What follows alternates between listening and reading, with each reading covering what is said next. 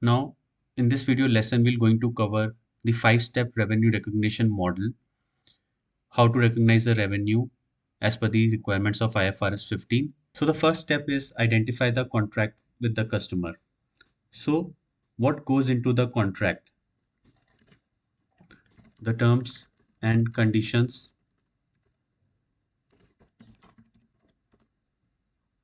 What are the payment terms, right? Responsibility, right?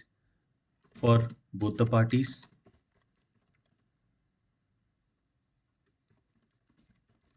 How much I need to pay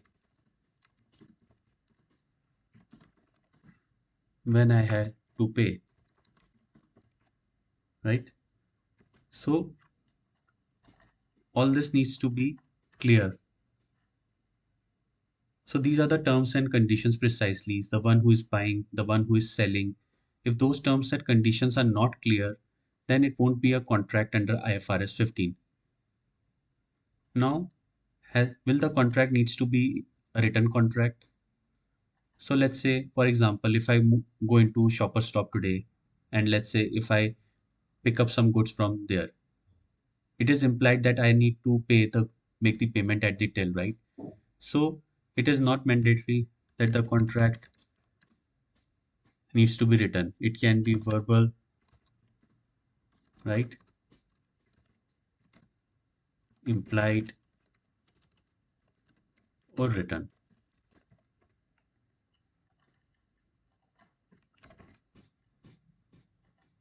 The next thing is identify the performance obligation. Now let's take an example here. For example, Jio. Let's say if I purchase a phone from Jio, right? And the Jio is also selling me the SIM card. And let's say it is selling me the calling data, right? For 6 months. Just as an example, right?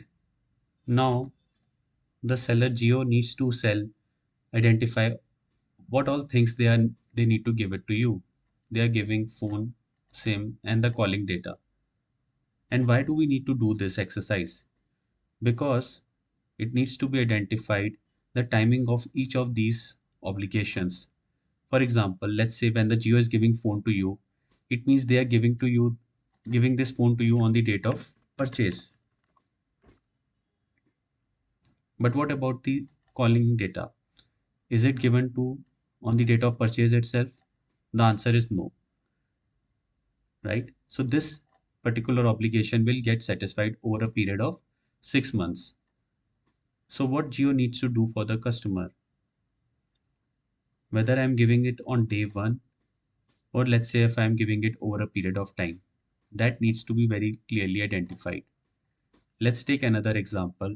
For example, we buy Amazon Fire TV stick, right? Now the stick is given to you, let's say with a 1 year license, right? So while this Amazon Fire TV sticks comes on day one, but the subscription for this stick will going to give you services for a period of 1 year.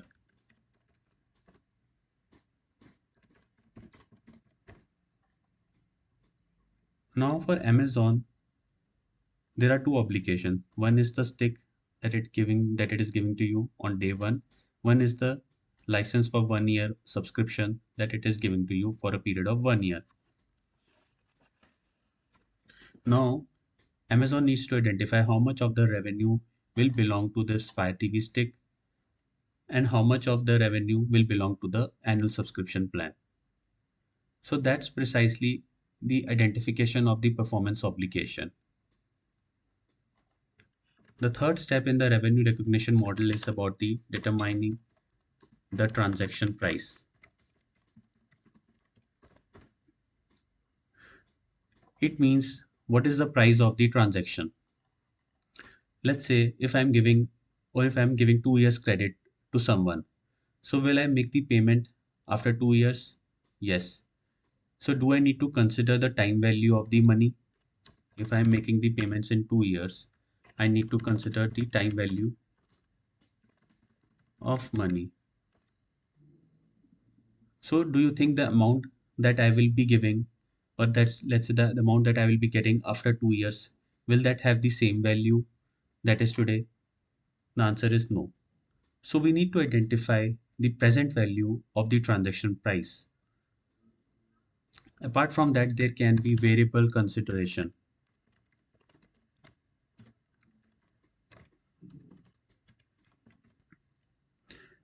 For example, let's say if I'm doing the purchases in a bulk quantity in a year, we will going to give you the X discount. So I sell something for 100, but if you give buy 10,000 quantity from me, I'll going to give you 10% discount, right? So now if I agreed to buy 10,000 units from you, but the discount will only be passed on to me once I complete the 10,000 units. So let's say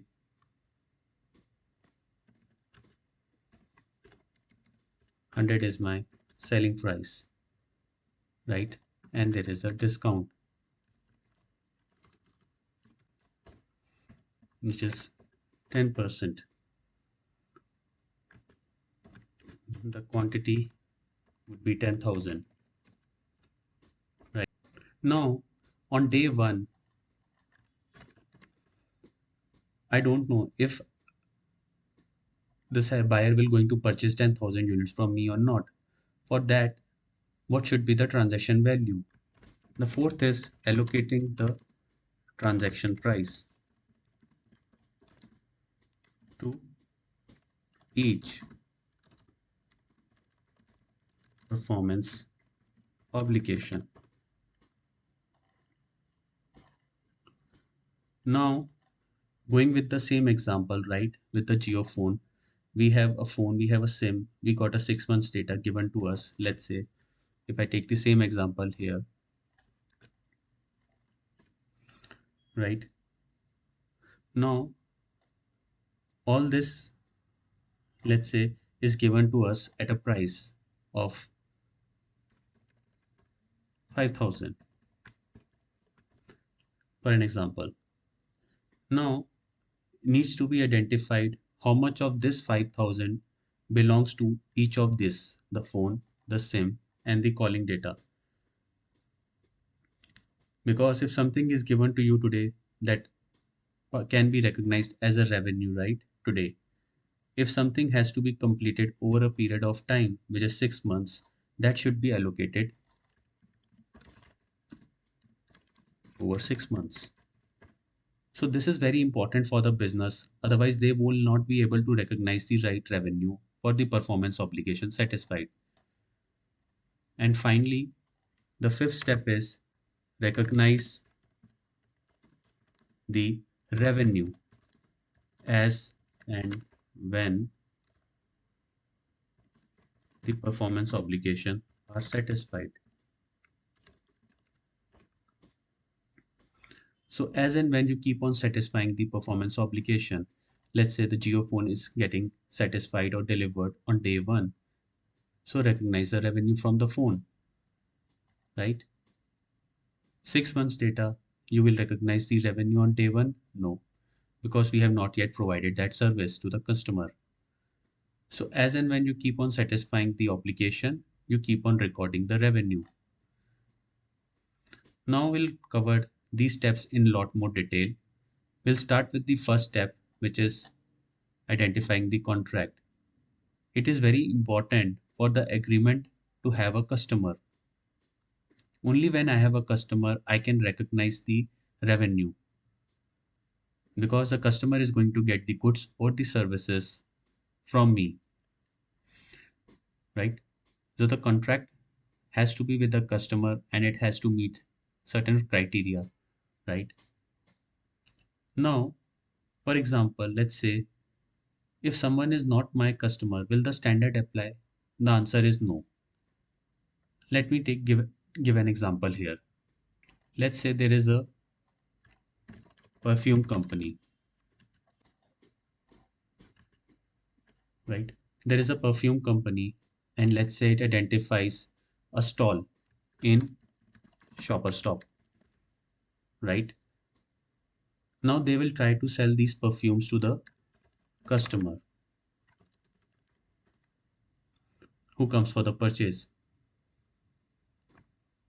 Shopper Stop is not going to pay for anything which is not sold to the customer, but Shopper Stop will get some form of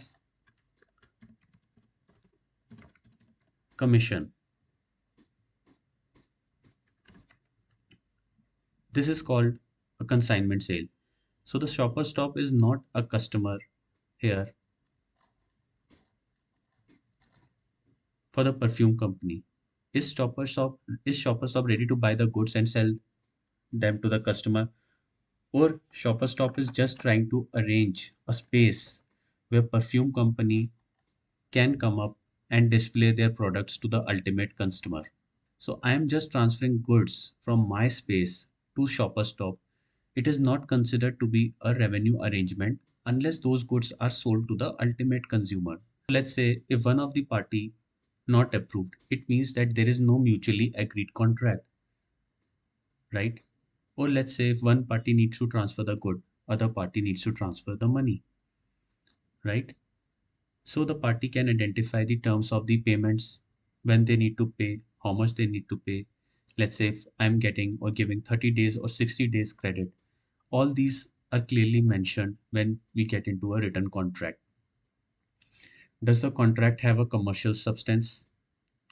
Let me give one more example to explain this. So let's say I am a milk company, right, in Delhi. And let's say if I want to transfer 100 liters of milk, right, in another area, let's say Gujarat. Now, there is another milk company which is in Gujarat, right? And they want to transfer a quantity similar to this, right, to their customer in Delhi region, right? So what they decide, these two companies, that the Delhi company can transfer 100 liters of milk to Gujarat company customers in the Delhi region, and vice versa, right? So both these companies are exchanging their goods or the products. Does it have a commercial substance? That needs to be assessed through, let's say, is there any kind of a price difference, or is there any kind of commercial benefits that is going to both of these companies? If not, then it is not a revenue arrangement. Rather, it is just an arrangement to kind of use synergies or to get the benefits from both the companies. Last but not the least is the collection probability. Company has started the business,